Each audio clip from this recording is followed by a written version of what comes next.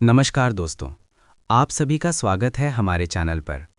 आज के इस वीडियो में हम बात करने वाले हैं भारत सरकार की एक बहुत महत्वपूर्ण योजना के बारे में, जिसका नाम है प्रधानमंत्री किसान सम्मान निधि योजना। अगर आप किसान हैं या आपके परिवार में कोई खेती करता है, तो ये वीडियो आपके लिए बहुत ही महत्वपूर्ण होने वाली है, क्योंकि आज की इस वीडियो में हम इस योजना से जुड़ी हर छोटी बड़ी जानकारी विस्तार से समझने वाले हैं। इस वीडियो में हम जानेंगे कि प्रधानमंत्री किसान सम्मान निधि योजना क्या है, इस योजना का उद्देश्य क्या है, किसानों को इसमें कितने पैसे मिलते हैं, ये पैसा किस तरह से उनके बैंक खाते में भेजा जाता है, अगर किसी किसान की किश्त नहीं आई है तो उसे क्या करना चाहिए, और 2026 में इस योजना में क्या नई अपडेट आई है।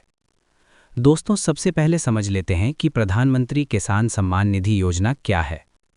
भारत एक कृषि प्रधान देश है और यहाँ की बहुत बड़ी आबादी खेती पर निर्भर करती है।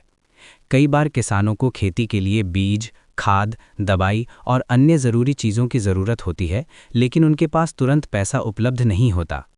इसी समस्या को देखते हुए भारत सरकार ने ये योजना शुरू की।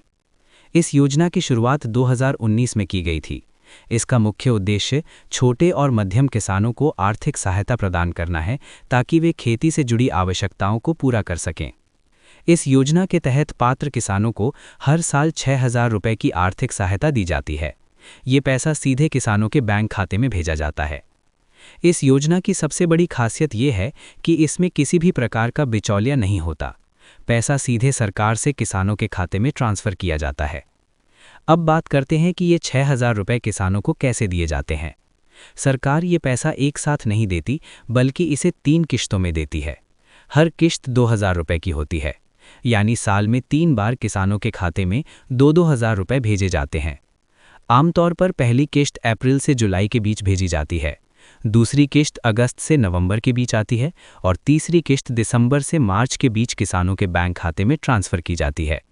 इस तरह से पूरे साल में किसानों को कुल 6,000 रुपये की सहायता मिलती है।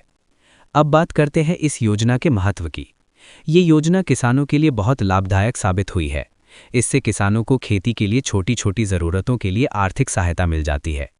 कई किसान इस पैसे का उपयोग बीज खरीदने, खाद खरीदने या खेती से जुड़े अन्य खर्चों के लिए करते हैं। अब हम बात करते हैं कि इस योजना का लाभ किन किसानों को मिलता है। इस योजना का लाभ उन किसानों को मिलता है जिनके नाम पर खेती की ज़मीन होती है। छोटे और मध्यम किसान इस योजना के मुख्य लाभार्थी हैं। लेकिन कुछ लोग इस योजना के लिए पात्र नहीं होते, जैसे कि सरकारी कर्मचारी, आयकर देने वाले लोग और कुछ बड़े पदों पर काम करने वाले अधिकारी इस योजना का लाभ नहीं ले सकते। अब बात करते हैं 2026 की नई अपडेट के बारे में। सरकार ने इस योजना में कुछ महत्वपूर्ण नियम लागू किए हैं, ताकि केवल सही किसानों को ही इसका लाभ मिल सके। सबसे पहला और सबसे महत्वपूर्ण नियम है eKYC। सरकार ने अब सभी लाभार्थियों के लिए eKYC अनिवार्य कर दिया है। अगर आपने अभी तक eKYC नहीं कराया है तो आपकी किश्त रुक सकती है। eKYC करने के 2 तरीके हैं। पहला तरीका ऑनलाइन है। इसके लिए आपको पीएम किसान की आधिकारिक वेबसाइट पीएम किसान ऑफिशियल वेबसाइट पर जाना होगा। वहां आपको eKYC का विकल्प मिलेगा। उस पर क्लिक करके आप अपना आधार नंबर डालकर OTP के माध्यम से eKYC पूरा कर सकते हैं। दूसरा तरीका है CSC सेंटर के माध्यम से eKYC करवाना।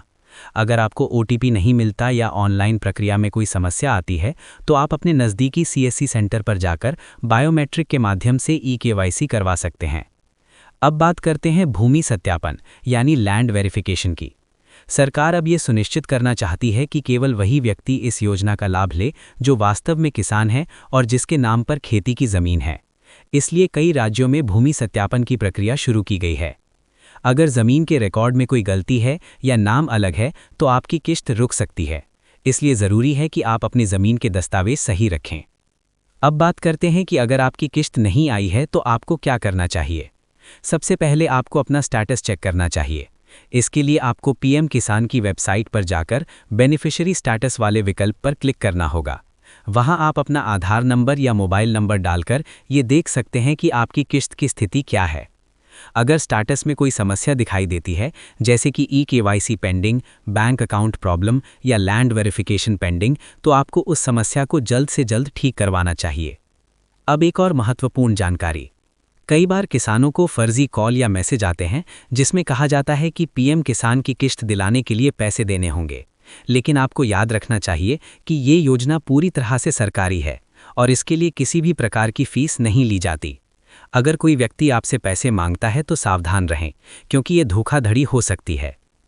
दोस्तों, अगर आप चाहते हैं कि आपकी पीएम किसान की किश्त समय पर आती रहे तो आपको कुछ महत्वपूर्ण बातों का ध्यान रखना होगा। सबसे पहले ई-केवाईसी जरूर पूरा करें। दूसरा, आधार और बैंक खाते को लिंक रखें। तीसरा, जमीन के दस्तावेज सही रखें। अगर आप इन तीनों बातों का ध्यान रखते हैं तो आपकी किश्त आने में कोई समस्या नहीं होगी। दोस्तों, ये योजना किसानों के लिए बहुत उपयोगी साबित हुई है और इससे लाखों किसानों को आर्थिक सहायता मिल रही है। अगर आपके आसपास कोई किसान है तो ये जानकारी उनके साथ ज़रूर शेयर करें ताकि उन्हें भी इस योजना का लाभ मिल सके। अगर आपको ये वीडियो पसंद आया हो तो इसे लाइक ज़रूर करें, और अगर आप सरकारी योजनाओं और ऐसी ही उपयोगी जानकारी से जुड़ी वीडियो देखना चाहते हैं तो हमारे चैनल को सब्सक्राइब करना बिल्कुल न भूलें। धन्यवाद दोस्तों, मिलते हैं अगली वीडियो में एक नई और महत्वपूर्ण जानकारी के साथ।